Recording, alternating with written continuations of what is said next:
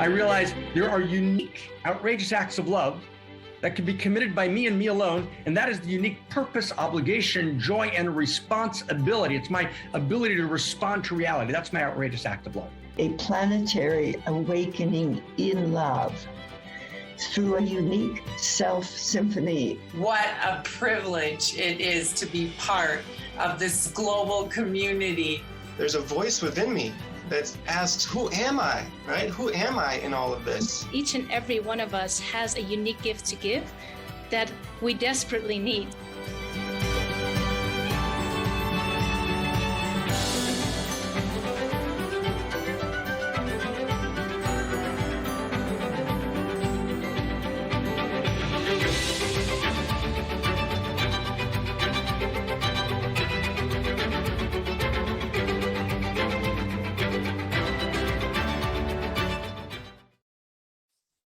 Welcome to the heart of the revolution, everyone.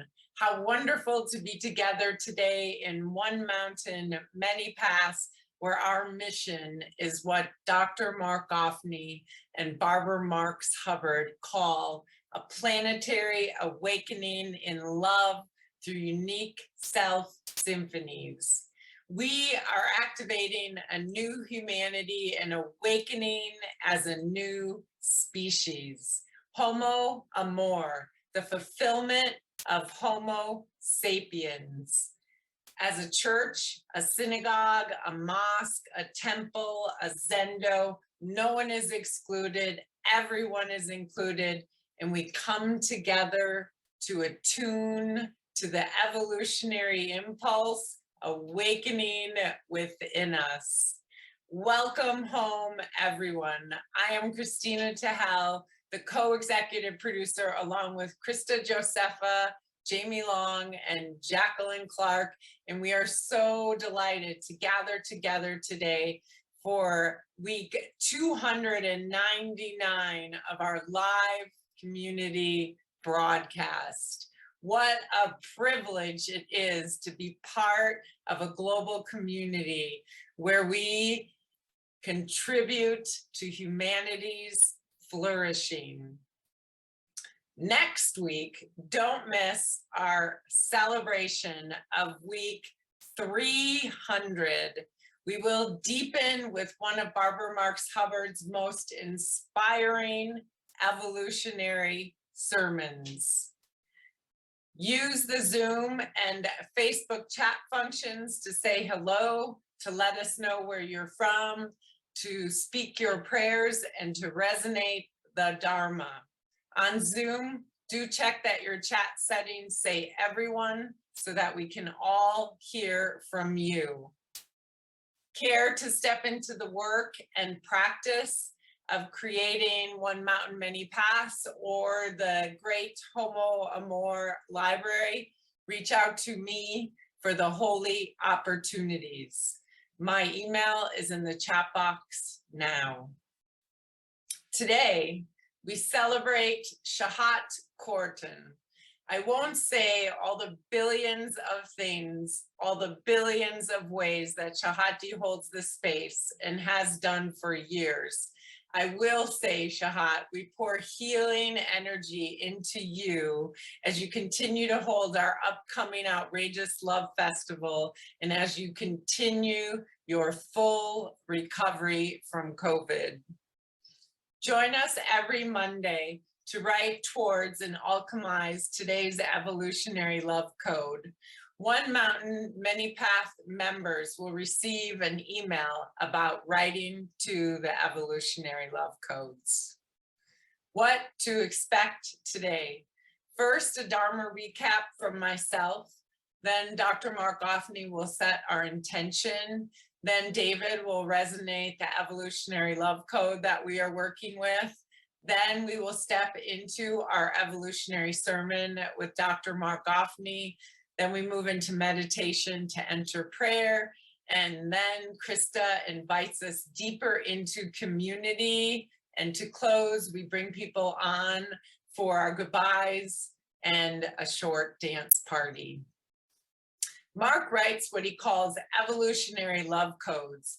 Mark and Barbara studied the codes together, often comparing them with Barbara's own 52 codes for conscious self-evolution. These codes grow out of their radical commitment over 100 collective years, crystallizing the new story of humanity, quote, evolving the source code of culture and consciousness, which is the source code of love, unquote. I welcome all who are new. We need you. One Mountain, Many Paths is radically committed to telling the new universe story. Now, for my recap from last week's One Mountain, Many Paths. Roe versus Wade, evolutionary sense-making from polarization to paradox, re-entering the field of value. In America last week, Roe versus Wade, the constitutional right to abortion was overturned. In the clash between the pro-life position and the pro-choice position, several things are happening that need to be pointed out. One, each side is claiming a value as the ultimate value, and in some sense or another, dismissing the value of the other side. The pro-life people are saying the value is life, but particularly they mean the life of the unborn baby as the primary value. But actually, what they're doing is hijacking the value of life, turning that into an absolute value and ignoring a second value, the value of choice. The pro-choice people are doing the same thing. They are picking a value, choice. It's the women's right to choose. But actually, in doing so, they are decontextualizing choice from the larger field of values, which includes life, and making choice the primary value. Whenever you decontextualize a value from the larger field of value, it doesn't live in a creative tension with the other values that create a new whole. You create outrageous pain. Both the pro-life and the pro-choice movement have stepped out of the field of value. We want to see if we can find it deeper than deep and actually do evolutionary sense-making to re-enter the field of value, to evolve the source code of consciousness and culture, and actually tell a new story of value out of which synergy can emerge. Choice and life are both first principles and first values. How we live that story of value is how we show up, how we make policy, how we engage. We can't just change policy. It's not going to work. We understand that, and although infrastructure responses are important and valid, and social structure changes of laws are important and valid, they depend on superstructure. Superstructure is the worldview that society is rooted in. Superstructure is what we call the story of value that a society is rooted in. This is what we mean by a source code evolution. If we don't go to root causes, if we don't go back to source and actually reclaim story of value, it's not going to work. The core to actually generating a new story of value is actually recognizing and articulating a vision of value which is intrinsic to cosmos and evolves. It's evolving value, but there's intrinsic values. Once we have evolving values that are intrinsic, then we are in a field of allurement. Cosmoerotic humanism is the overarching story of value. In cosmoerotic humanism, we articulate a vision of beauty which allows contradiction to turn not into polarization, but to turn into paradox. When we have intimacy between values, we can create a shared identity between two opposing values in the context of otherness, where the integrity of each value is honored. The Garden of Eden is not paradise. The Garden of Eden is paradox. From that paradox, we can love each other. Love always holds paradox. Paradox is uncertainty, and from that place of epistemic humility and uncertainty, we can create new synergies and new beauties that are unimaginable. Now, I invite us to more deeply enter into the holy and sacred spaces of One Mountain, Many Paths, and I turn my word to you, Dr. Mark Goffney. Thank you very, very much. I mean, last week I was beloved Dr. Mark Goffney, so I guess I've had a bad week. So I get it, I understand. It's not a problem, right? Haley, what a beautiful Dharma recap. Thank you so much, right? Gorgeous and just so wildly important. So let me just check in for a second on two fronts. It's great to be with everyone. Totally, absolutely, wonderfully, wildly great. My check-in is I'm on a movie set in New York where we're doing some filming, and so the lighting's not exactly right, and the only place I could find to do One Mountain, they told me you can't do One Mountain this week, we're in the middle of filming, but we can't miss One Mountain.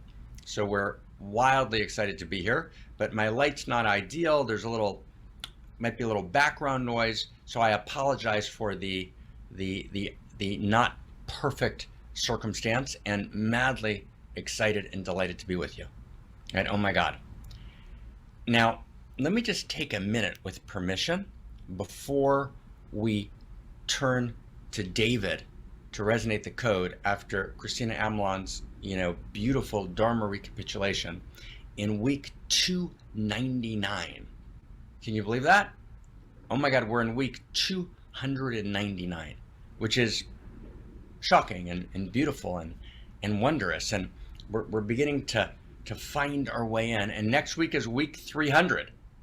Week 300. And so really want to invite everyone, come bring friends, and we're going to have this fantastic week 300, which is a huge celebration moment. And the celebration is always with a sense of urgency, a sense of ecstatic urgency, a sense of outrageous pain, a sense of outrageous beauty, a sense of outrageous love. We laugh out of one side of our mouths, and we create it out of the next side, right? We cry out of the next side, right? We manifest the new world, and we do it all together, right? We're in the fullness of the beauty, and we're in the fullness of the pain together. And I want to just share something for a second, and I want to talk more about this at the festival this summer and perhaps next week. And I was one more apology along the way. If you see me fidgeting around, it's because I took a trip a few weeks ago in which my back kind of went out by picking some stuff up the wrong way. I managed to, with great help from Suzette, to take the right flights and the right car services, not to completely kill my back, but I did it kind of halfway, just through the sitting on a plane for 10 hours. So I'm not in major pain like 5 weeks ago, I'm in moderate pain. So I'm just fidgeting it a little to kind of play with the pain as we go. Okay, so all good, not a big deal.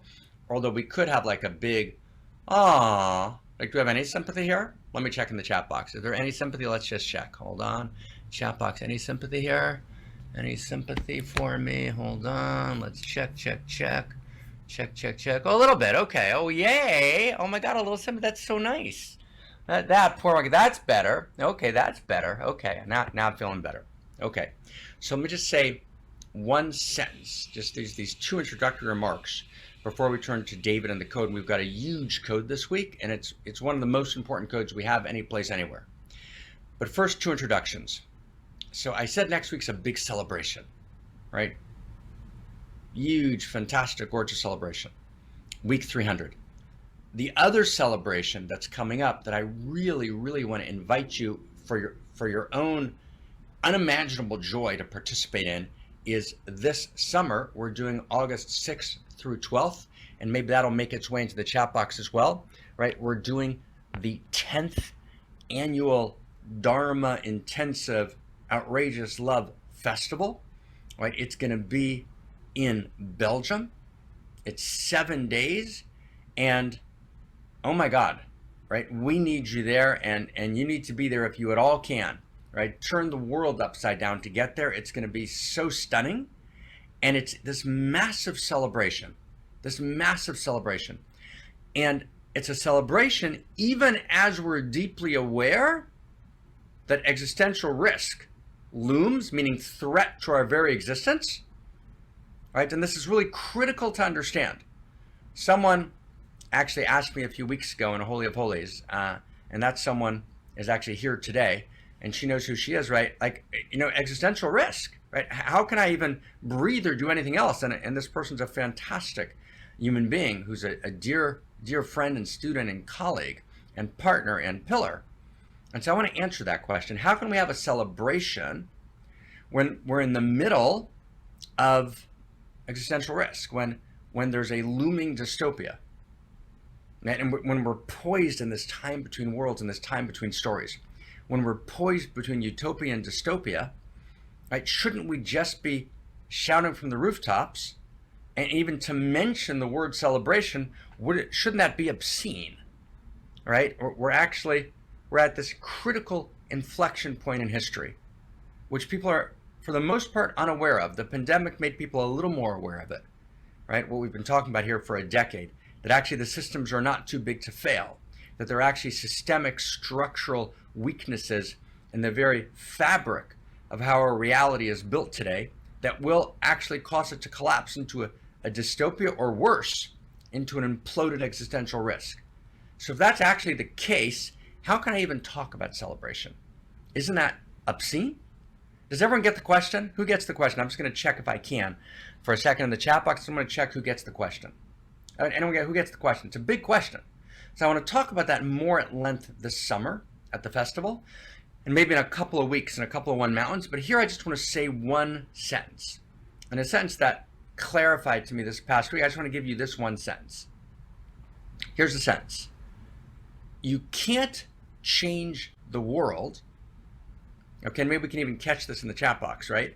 You can't change the world. Say it again. You can't change the world unless you're willing to already live in the world that's already changed. Okay, let me say it again, right? You can't change the world, okay? You can't change the world unless you're willing to already live in the world that's already changed. Right? That sentence just emerged this week. It's a fantastic word. It's a fantastic sentence. When it emerged, I was in a deep 3-day seminar. I was ecstatic.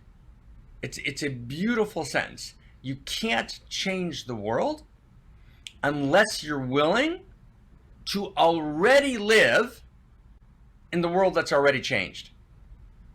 Can you track what that means? What that means is if you're going to change the world, and you realize the corruption and the suffering, right, and the betrayal, and then you realize even more deeply, right, the imminent potential catastrophic or existential risk in either the next 100 years or 50 years or 400 years, it's unclear, and you're not sure how to change it. So what happens? You become bitter. You become broken. You dry up. Your soul shrivels, you dry up like a raisin in the sun.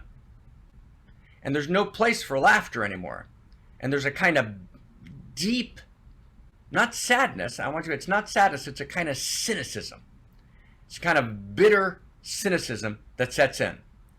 And I've met, my friends, many beautiful people who began as great visionaries, I'm close to today, who are now bitter, cynical. And you become bitter and cynical, now stay close, when you're so involved in transforming reality, which we should be. I'm involved in it 24 hours a day, even when I'm sleeping. We should be, but you're so involved that you stop living in the world that's already changed. Meaning, you have to live the dream, right? Langston Hughes, the black poet, writes, what happens to a dream deferred? To defer, does everyone know that word? To delay. A dream that's put off. What happens to a dream deferred? Does it dry up like a raisin in the sun? There's a great play made by that name. In other words, when you defer the dream, right, the world's going to be great in the next world, in heaven, in the next millennium, right? Right now it's broken and we can't, so we have to all actually just do everything we can, right, to create that new world. And until then, anyone who's laughing and anyone who's making love and anyone who's celebrating is obscene. No, it's not that way. It's not that way at all. You actually have to be able to laugh even in hell. You have to be able to celebrate even in the midst of chaos and breakdown and intense suffering. Because our capacity to heal the suffering, our capacity to transform reality depends directly on our having direct access to the taste of the liberated world, right? Once we can't taste the liberated world, once we can't taste what it feels like to be homo amor, to be the new human in the new humanity, who's not only omni-considerate for the sake of the whole, but who actually is in mad celebration of reality, right? Who's experiencing joy pouring through them. Not that the joy occludes the tears, but the joy is fundamental and present, and you have to eat well, and you have to savor the food and let the food, right, love you open, and you have to, right, live in your body, and you have to let colors blow you away, and great literature, right, and friendship and song and lovemaking and massage, and you have to live the dream, right? You can't change the world unless you're willing to already live in the world that's already changed, right? Because that's the practice. I'm going to call that's a new practice. I'm going to call that practice, and I'm going to call that practice dream time. The practice of dream time, that's what we'll call the practice, and the verb version of that practice is live the dream. Live the dream, okay? Because otherwise, what happens to a dream deferred? Does it dry up like a raisin in the sun?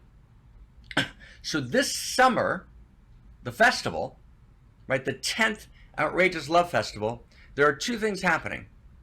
One is we're actually getting together as Da Vinci, taking our seat at the table, right, in this moment which demands a new renaissance. And we're actually saying our hearts are big enough to take it all in. We're going to breathe in the joy and we're going to breathe in the suffering.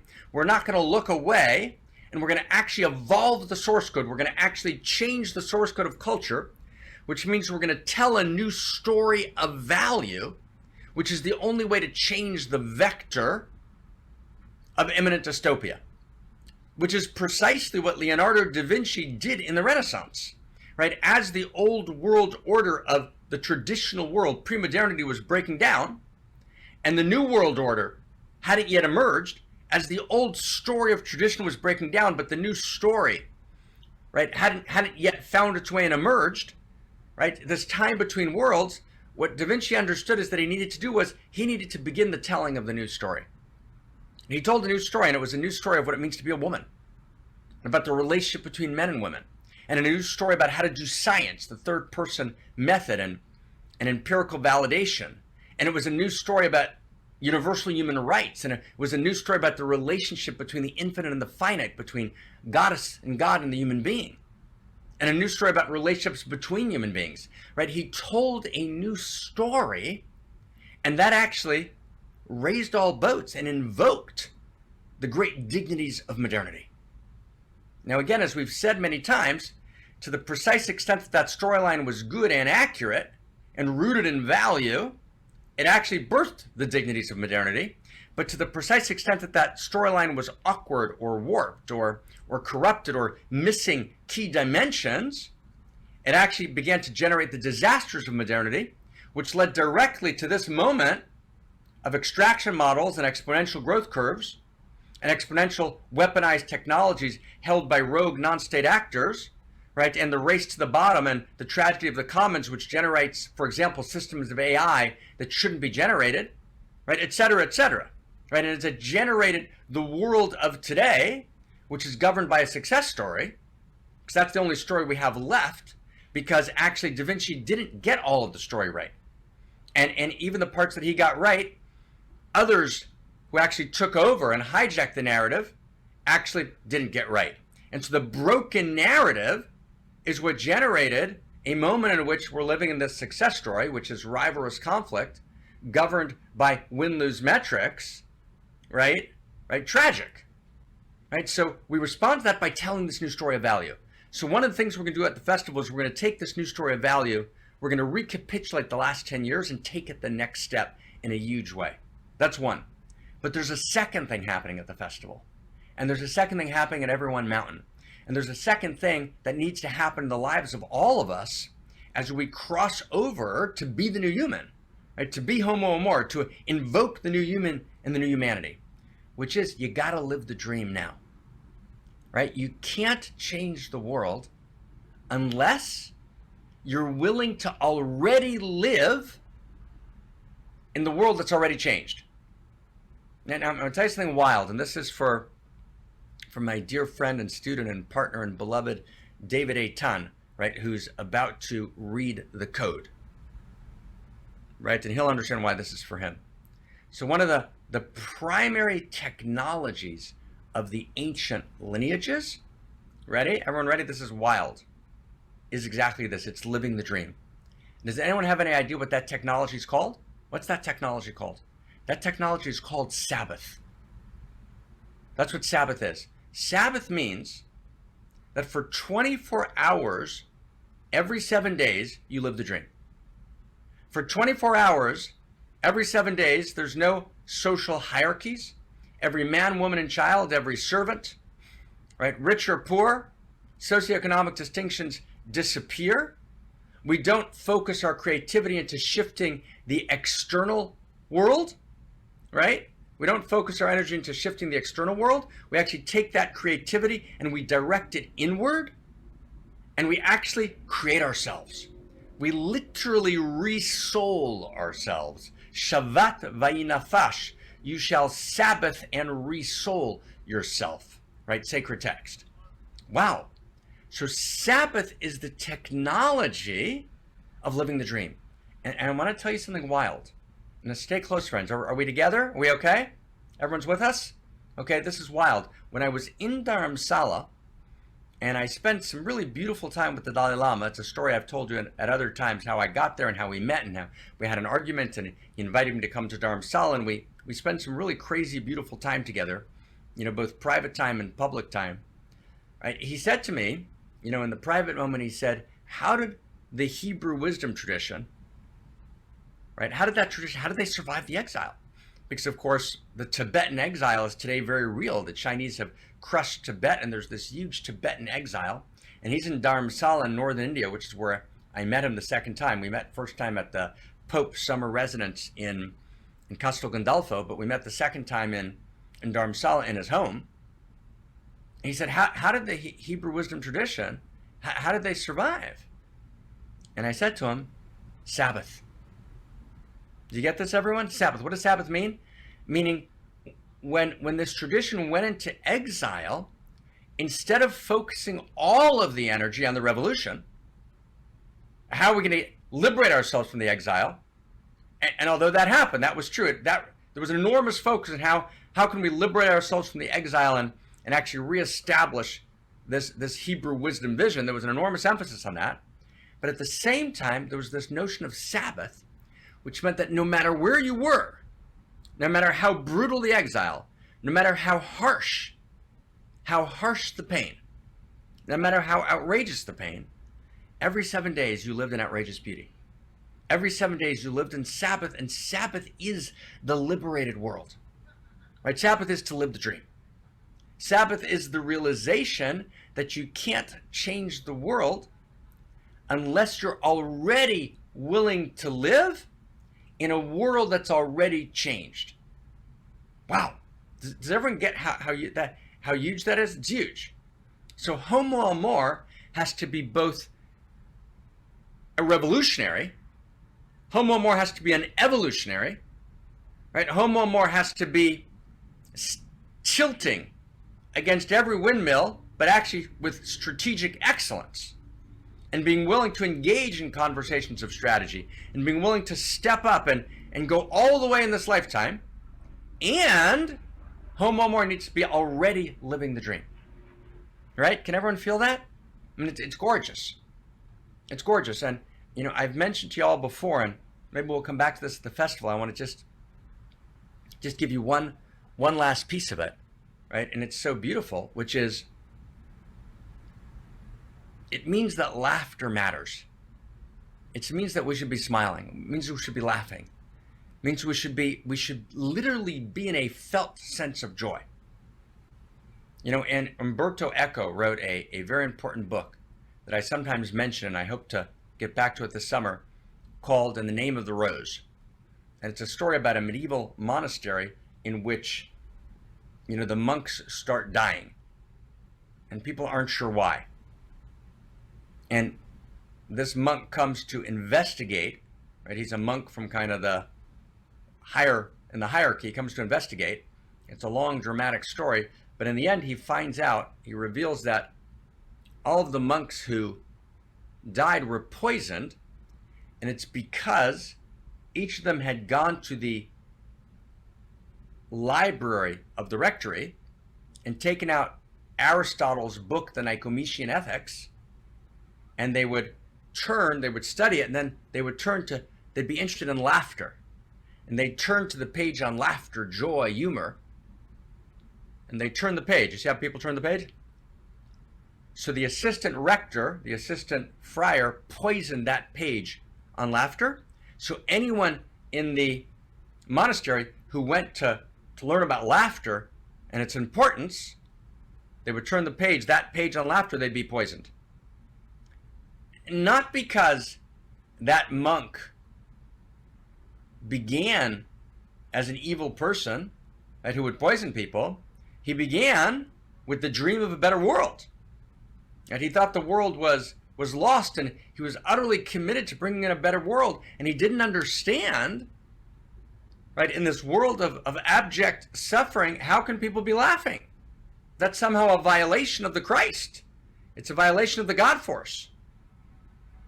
And so he poisoned people who were laughing in order to be able to heal the world. Does everyone get that? Go back to Langston Hughes. What happens to a dream deferred? Does it dry up like a raisin in the sun? Wow. Wow. So friends, let's laugh. Let's laugh together. Let's laugh insanely. Let's laugh sanely. Let's celebrate. We celebrate this week in One Mountain. We celebrate next week in week 300. And Krista Josepha is going to send us a huge invitation, holding us as she does. We're going to celebrate the summer, right? Again, I said it last time, but it's the most important sentence in the world. You can't change the world. We can't change the world, right?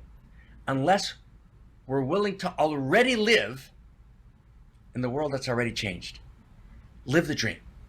Okay, so that's our introduction today. That's the couple of notes I wanted just to take us inside with as we talk about celebration and existential risk in the same breath. And my friend, right, several weeks ago in a Holy of Holies session said to me, right, and wrote me a note, right, all I can feel all the time is existential risk. How can I celebrate? And it was such an important question. And this person spoke for so many people. And I've gotten versions of that question from the best and the brightest and the deepest. I just think it was just so important that we get this and we feel it. Okay, thank you. So thank you for listening. Total celebration and pain. Both at the same time. We laugh out of one side of our mouth. We cry out of the other side. I turn to David. What a mad delight to turn to David to resonate the code. Resonate away, brother. Thank you, Dr. Mark. So beautiful to be participating with everyone here in the revolution and finding within us at any moment that laughter, that that energy, that power that is our greatness. And so this code today is helping us map reality and reweave reality so we can participate in this revolution and evolution of culture. So here is this week's code. More than confessing their sins, every human being is obligated to confess their greatness. Every human being is obligated to live their greatness. Obligation, duty, honor, and nobility are not merely social constructions of reality. Obligation, duty, honor, and nobility are real. Your greatness is your deepest heart's desire. To confess your greatness is to confess your heart's desire. And we must confess our vulnerability. To confess our greatness without our vulnerability is to lie to ourselves. To confess our vulnerability without confessing our greatness is to deny God. And with that, I turn my word back to you, beloved Dr. Mark. David, celebration. Are you celebrating, brother? We're celebrating. We're celebrating. We're celebrating. You're in Madison, Wisconsin celebrating.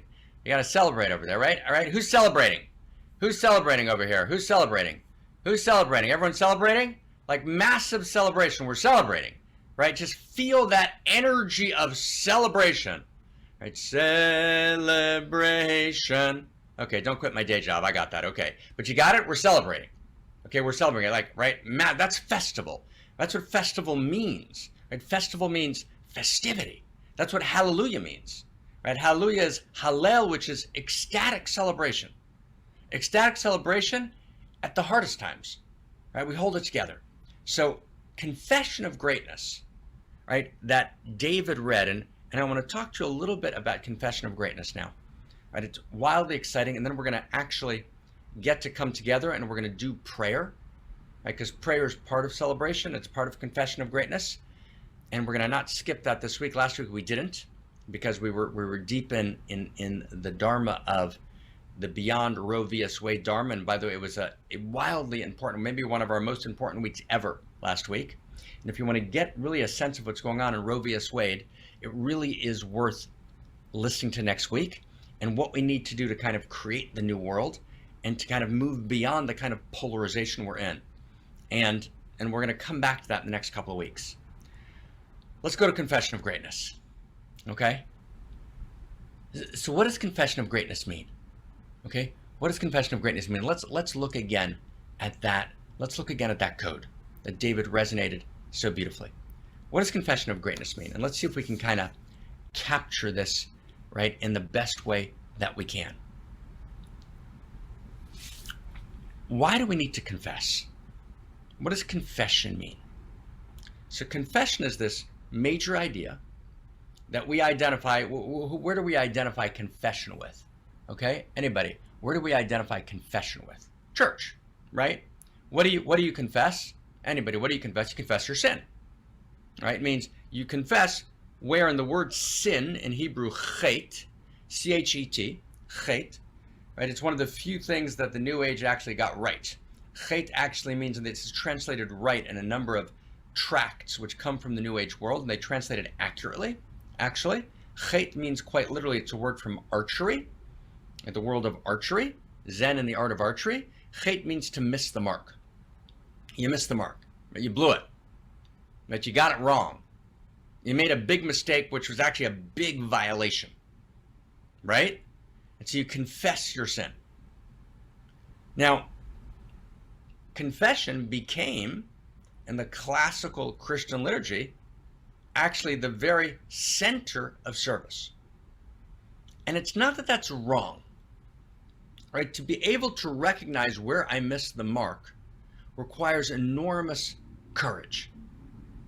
Now, confession of sin, however, moved beyond that courage, and confession of sin became a tool to actually subjugate people into a kind of servitude, because the emphasis on the places that were broken began to obfuscate, right, to occlude, right, those places that were whole.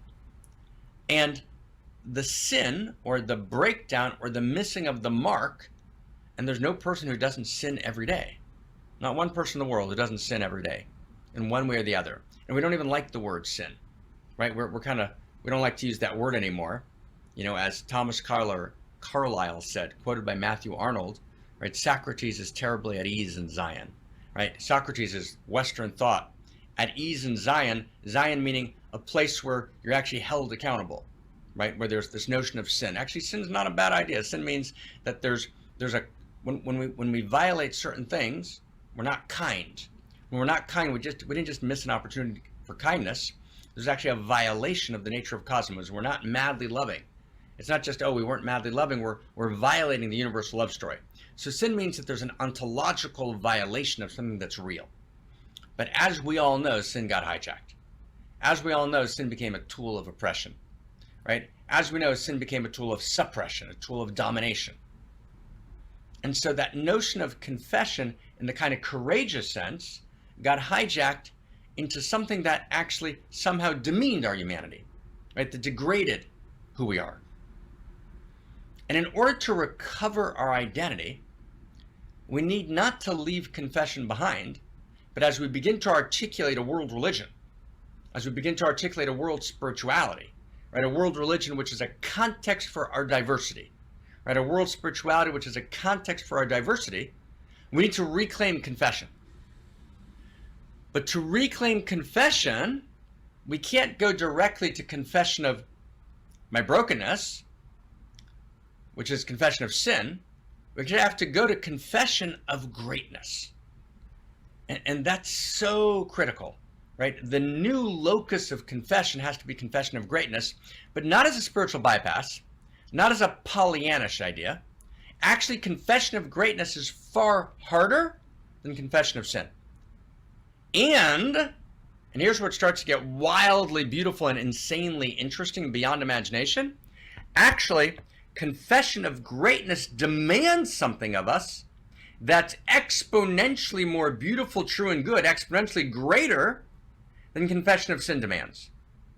Because if basically you're in violation all the time, you're sinning all the time, well, what does anyone expect for you? What does anyone expect from you? In other words, if you're a worm, right? If you're a fallen creature, if you're lost in sin, well, that's just who I am, right? Why would you expect anything else from me, right? If you're a snake, well, then you're going to poison people, right? Trust people to be who they are. It's an old Zen adage, which my friend Dan Hamilton used to share with me all the time, right? Trust people to be who they are, right? So if basically you tell people you're sinful, and then they'll become sinful, and then trust them to be in violation, right? So if I'm a worm, I'm just going to be a worm. If I'm fallen, well, I'll just be fallen. Right? If I'm just a materialist, separate self, right, who's a product of a meaningless cosmos, which is utterly random, with no context of intimacy and a higher sacred order, right, and a sense of ultimate meaning and ultimate value, well, then I'll be an expression of that breakdown. But that's actually not accurate. That's not actually who I am. It's actually not the nature of reality. So I want to cite for you a text with your permission. It's an insanely beautiful text. Permission, everyone? We together? Are we okay? How are we doing? Okay, let's go deeper. We ready to go deeper? Who's up for just going deeper into this? Okay, let's go. Let's find this. Let's go deeper. So there's a sacred text from the original text called the Torah, and it's a book called Deuteronomy. And it's in Book of Deuteronomy, chapter 26. And everyone's familiar with it, even if you've never read it, because it's the place where we talk about pilgrims. This is where the idea of being a pilgrim comes from. So the pilgrim goes to the temple, right? The pilgrim goes to the Jerusalem. And when the pilgrim goes to Jerusalem, the pilgrim is a philanthropist. And the pilgrim offers what are called tithes. right? A tenth of the income, and a tithe for the poor, a tithe for, the educational institutions. There's a whole set of tithes in which we share, right? Unlike Google and Amazon, which manage to pay no taxes, right? Unlike techno-feudalists that pay no taxes, unlike a world in which, right, we actually don't distribute taxation evenly, right? Actually, taxation needs to be distributed in a beautiful way. Taxation is a privilege.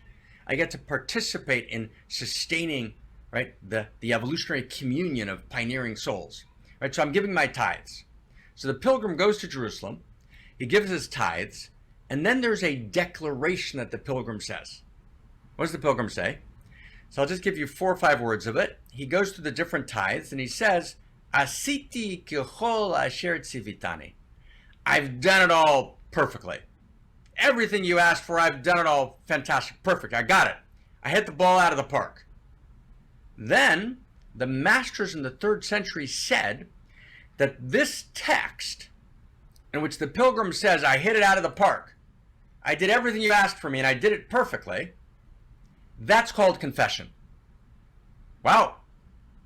Right? It's a text in the 2nd century, actually, in a tractate called Yoma. That's the name of the tractate, Yoma, chapter 3, subsection 5. Right? This text of I've done it all perfectly is called confession. Why? Why is it called confession? Because in this moment, you're confessing your greatness, right? We're confessing our capacity. I was commanded, there was a responsibility placed on me. I needed to support the evolutionary communion, right? I needed to step up and tithe, and I knew exactly how to do it. And I did it courageously, and I did it generously, right? And I did it fearlessly, and I did it perfectly. That's my confession. In other words, my confession is my greatness. But here it is. Now stay close, friends. Here it is. This is so deep. This is like the deepest of the deep. The only thing that actually holds me accountable is my greatness.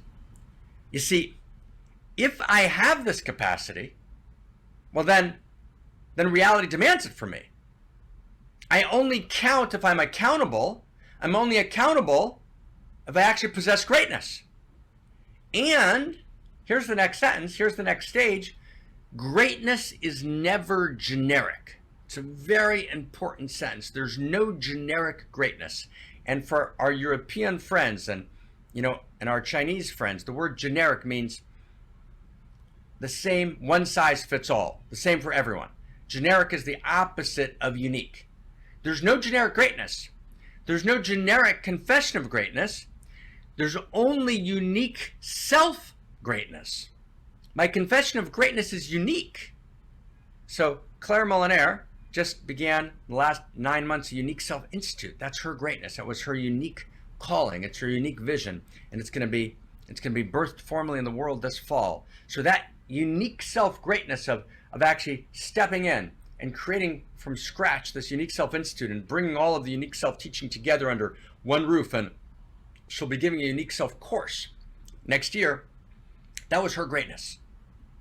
But Claire's confession of greatness might also require that she actually engage her 3 daughters in a particular way and welcome her husband home, right? This wonderful man, right? Who's just this, who Claire's told me about, and all of us over the years, Eric, to welcome him home in a beautiful way, right? That might be her greatness. And there might be some moment between her and Eric where it's kind of hard. She's got to reach deep down in herself and actually blow it away with love, right? In a way that only she knows and no one else can call her on in the world but herself. That's her greatness.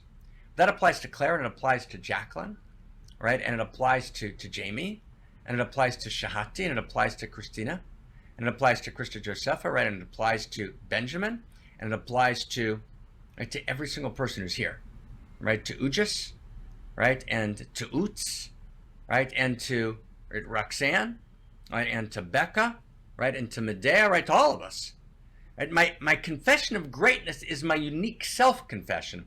It's the confession always of my unique greatness, because it's only my unique self that holds me accountable. Does everyone get that? Now stay with me for a second. And we're gonna put the two pieces of today together. You see, even when I haven't transformed all the way, and no one's transformed all the way, even when I'm still a work in progress, and everyone's still a work in progress, right? Even when I'm an imperfect vessel for the light, and everyone's an imperfect vessel for the light, I can still live the dream. And I live the dream in my moment of greatness, right? In other words, even, it's not just about the liberation of the world, right? Celebration before the world's liberated is the first part of our talk today, right? You've got to actually live the dream. You've got to actually be willing to already live in the world that's already changed. But that's true not just about the public world. Does everyone see how gorgeous this is? It's true about my personal world. In other words, even before I'm transformed, that would be a kind of secular word, right? A religious word would be even before I'm redeemed. An Eastern traditions world would be even before I'm liberated. Whichever word you like, transformed, redeemed, liberated, whichever one. But even before that happens, you got to live the dream. And live the dream means to actually identify your moment of greatness and know that that's who you really are, right? And celebrate that moment of greatness. So the celebration of your moment of greatness is what it means to live the dream. And I'm willing to celebrate it and not actually succumb to the voices that say, oh, you did that great once, but that's not who you are. Oh, one time you really showed up, but look at all the times you didn't show up, right? Look at all the times, right, you failed. And we're going to talk, I hope, next week in a little bit more. We've got these 5 dharmic principles of baseball we haven't gotten to, but I'll give you one of them in advance, right? In baseball, you fail far more often than you get on base, right? If you look at, I was with my son a couple of weeks back and we saw 2 games in a row at Oracle Stadium. It was awesome and a lot of sun and a lot of sunburn. And it was 18 innings, 1 game on a Tuesday evening, the next game on a Wednesday morning. We came 2 hours early each time to be there for batting practice. And then we were baseball. And basically what happens is almost no one gets on base. Right? And my son made me promise I don't do anything else during the game, which I didn't. So I watched the game intently with him. And we got these great seats, like 10 seats, you know, behind the dugout, and we're watching the game. And most of the time people struck out, right? Or they popped a fly, so the ball was caught, they were out. So the game was basically, if you want to get what this great American game of baseball is, and we're Dutch patriots and we're German patriots and we're, you know, Swiss patriots and we're Chinese patriots, everyone from around the world, South America, we're Estonian patriots. But today happens to be July 3rd, so it's a day before the 4th of July, which is America's Independence Day. And America's great sport is baseball. So this is our honoring of the 4th of July, the honoring of baseball. What's baseball? Baseball is actually the best of America. And it's the willingness, right? What Zion and I basically watched is men failing. That's what happened, right? Most of the game was people failing. And only occasionally would someone get on base. Only occasionally would someone get a hit, right? The scores were, 2-1, 3-1, right? So 95% of the game is the willingness to fail and then get up in the batter box again, not to actually fall into a depression, not to fall into kind of a self-loathing, not to fall into kind of a collapse of self, but to know I'm going to get up, I'm going to pick up that bat again, right? I'm going to get in the right position, and I'm going to do everything in my power for the sake of the larger communion, as part of the unique self-symphony of my team, right? To have that bat connect with that high-speed ball and sail out of the park. Like, wow, right? And I keep failing and failing and failing, and I keep getting up in the batter box, knowing that at some point I'm going to come home. Because that's what all of baseball is about. It's by getting home. It's by getting to home plate. That's what it's called. See, that's what Confession of Greatness is. Confession of Greatness means that I keep failing, right? I keep falling, right? Again and again. And I'm in the same pattern. I've been there for 20 years and 30 years, right? And then I've got this one moment when, oh my God, I was there. My heart was open. I was kinder than kind. I was madly loving. I was creative, right? I was present. I was audacious. I was courageous.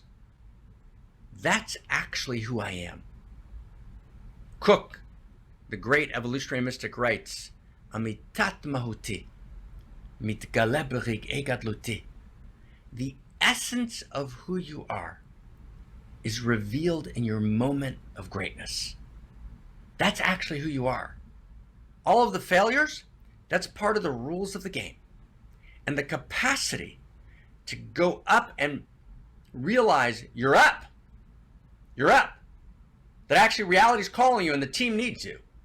And that actually you get over all the times when you struck out and all the times when you popped to fly. And you're actually willing to do it. And sometimes, right, sometimes you even work together with other people and you hit a ball up high, right? They catch the ball, but another runner steals a base. So sometimes you're getting yourself on base and sometimes you're moving forward, right? Evolution itself. Wow.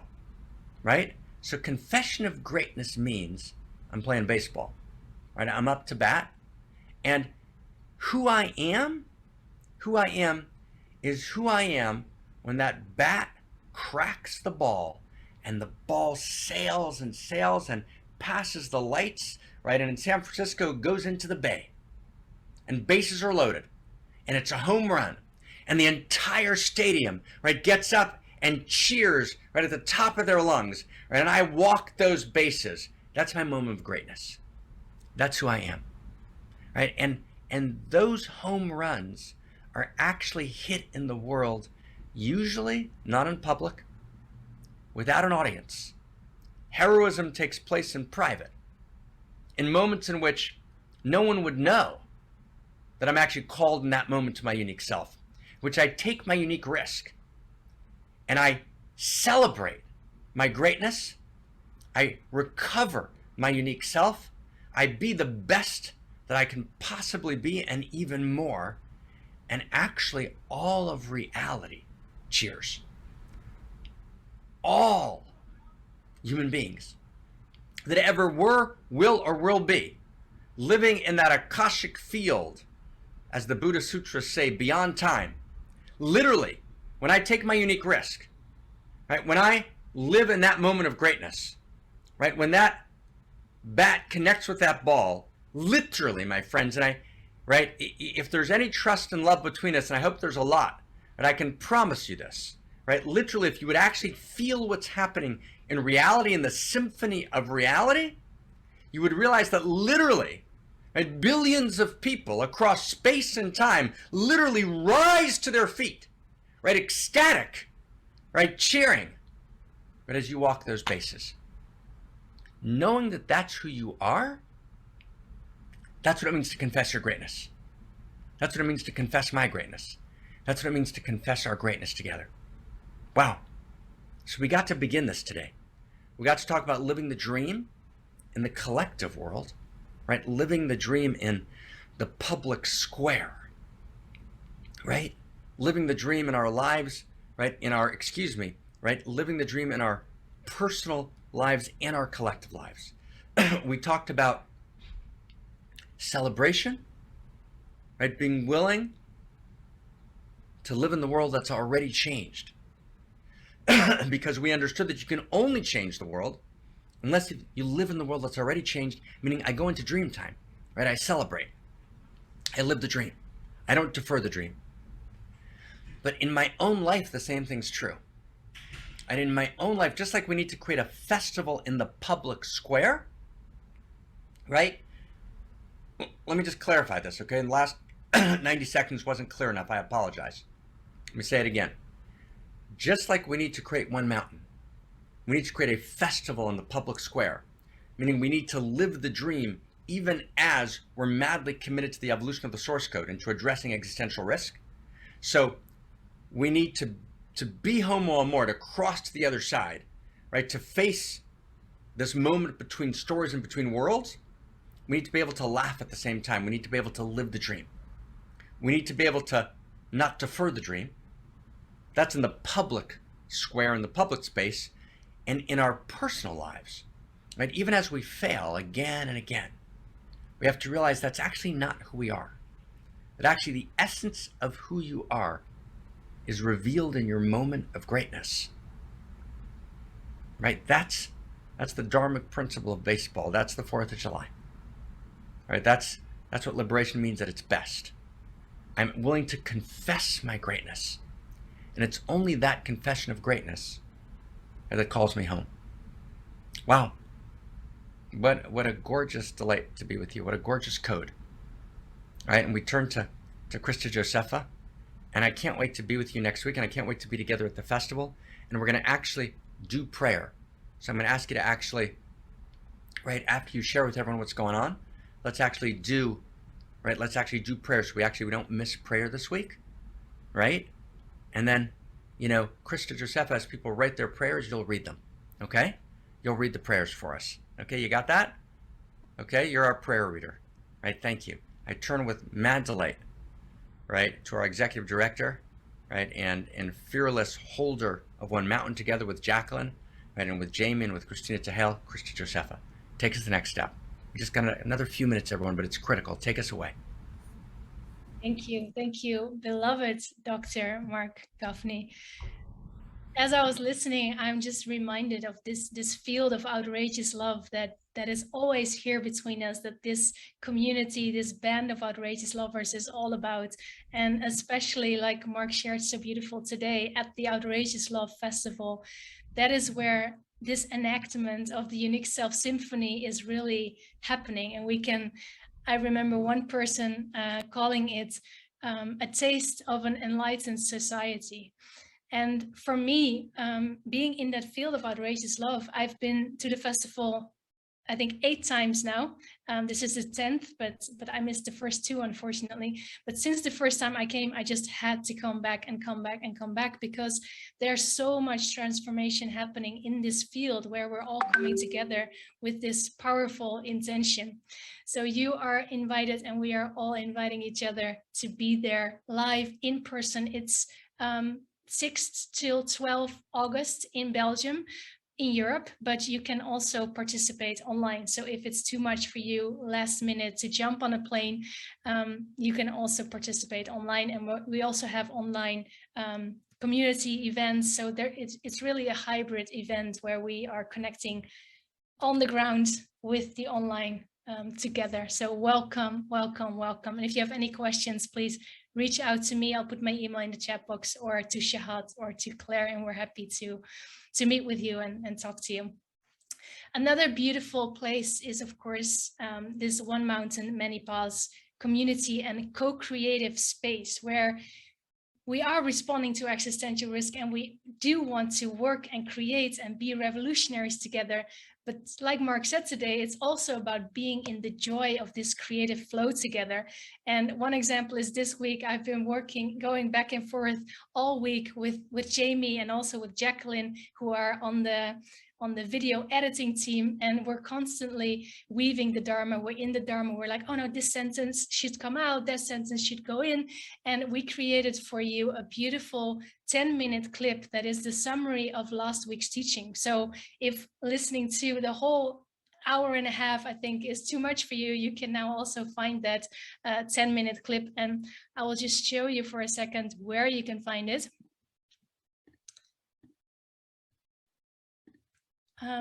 Actually, one of the places you can find is right here. As I shared last week, we started publishing every week the whole teaching, the unedited version of the transcript on Medium. And you can find that under the publication called Office for the Future. If you scroll down here, you can see the 10-minute clip is also posted in that.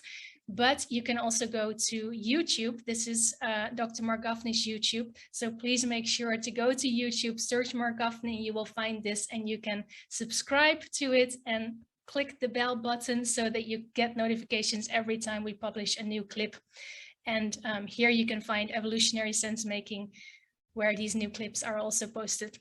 And one last thing I want to share with you, what is new and exciting, is on Dr. Mark Gaffney's Instagram. We're also posting every day a very short 1-minute clip. We jokingly called it a shot of Mark Gaffney. So you can all throughout the week be in this Dharma and get those little memories of beautiful Dharma. So please find Mark Gaffney on Instagram and follow us there. And it's a beautiful way also to stay in touch throughout the week, to comment there and like there and meet each other online. So now we are going to prayer, and we are all invited to share in the chat box your prayer for today, and I will read them for us. So let's scroll up a little bit to see where we are. Here, Christina Tehel Emelong says, I pray for the planetary awakening in love. I pray for my mother, whose birthday is today, and I pray for all of us. Mosa, oh, that's not a prayer actually. Becca says, I celebrate my joyous, loving self who dares to release my trepiditude and speak my knowing, whispering in wonder. That is a beautiful confession of greatness, Becca. Thank you. Edwin says, I pray for lucidity in both the dreams as well as waking life to grow into homo amor. Thank you, Shanti. Kirsten is saying, praying that everyone will find their greatness, live their dream, and live in the world that is already changed. Oriana, I confess my greatness and pray to be the full expression of that greatness to the world. Terry, I pray that everyone, even briefly, might live the dream. Barbara, oh, it's jumping around as people are writing, so I lost that one. I'm gonna jump to Paul. I pray for all of us to laugh together today for the world tomorrow. Kathy, I pray for the recognition of what is. Carol, I pray for the awakening of all of us as we live the dream of a world already changed. Rob, I pray for light and love in every heart. Jacqueline, I pray to live the dream and to be my greatest self in unique self symphony with us all. Mosa, I pray that we awaken, we join together, we grow beyond our limited world. Ujis, I pray for love all around. Raquel, I pray that the tipping points tip in the direction that opens the flow of authentic communication, making favorable conditions for easeful healing. Amen, amen, amen. So powerful to speak our prayers into the chat box. So thank you all. And we lift our prayers up into the sky as we dance this beautiful one mountain together all the way till the end. And we have a special song for that today. As we are in celebration mode, we are going to dance together on Celebration Song. So you will be invited to promote as panelists. So please click yes, and then you can turn on your camera. You can put all of us on gallery view so we can dance it out together. Thank you so much for being here, and let's take it away. Christina, thank you so much.